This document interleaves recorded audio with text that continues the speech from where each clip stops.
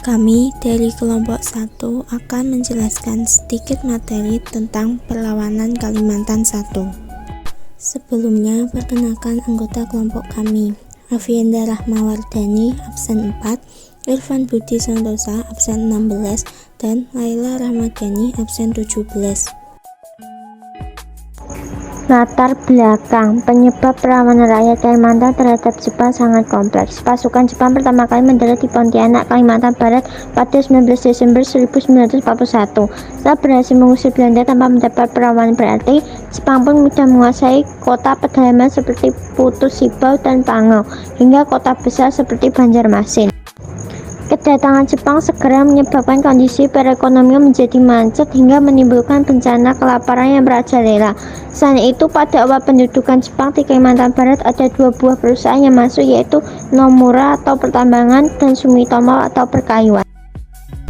Untuk menjalankan kedua perusahaan itu, Jepang memperkerjakan sekitar 80.000 rakyat dengan sistem kerja paksa atau romusa. Hal inilah yang kemudian memicu perlawanan. Tekad perlawanan di Kalimantan Barat semakin besar saat kebijakan sewenang-wenang Jepang ditambah dengan disiplin keras yang diterapkan pemerintahan militernya. Pasalnya, rakyat Kalimantan Barat dipaksa membungkuk untuk menghormati tentara Jepang. Apabila menolak, mereka akan diberikan kekerasan fisik. Tindakan yang dilakukan Jepang ini tidak dapat ditoleransi lagi, karena dianggap sebagai pelanggaran serius terhadap kehormatan diri rakyat. Alur perlawanan. Pada awal pendudukan Jepang, dua buah perusahaan masuk ke Kalimantan Barat, yakni Nomura di bidang pertambangan dan Sumitomo di bidang perkayuan.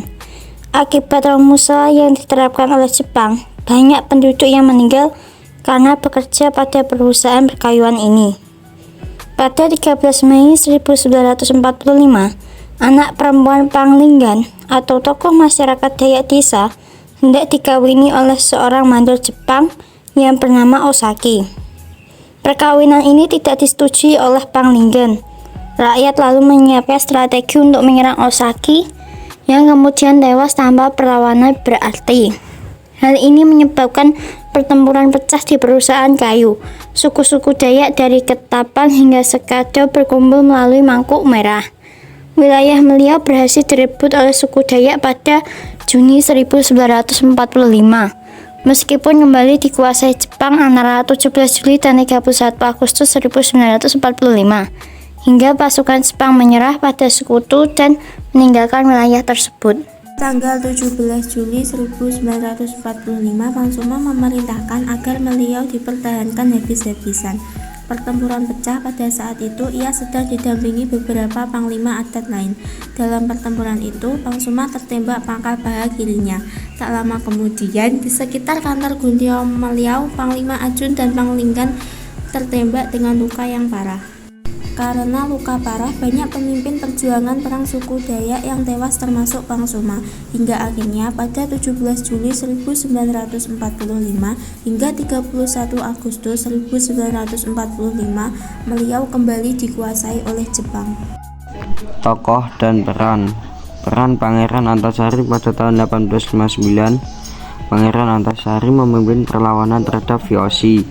Peran Pangsuma melakukan perlawanan dengan memanfaatkan alam Kalimantan yang penuh hutan rimba, sungai, rawa, dan daerah yang sulit ditempuh orang asing.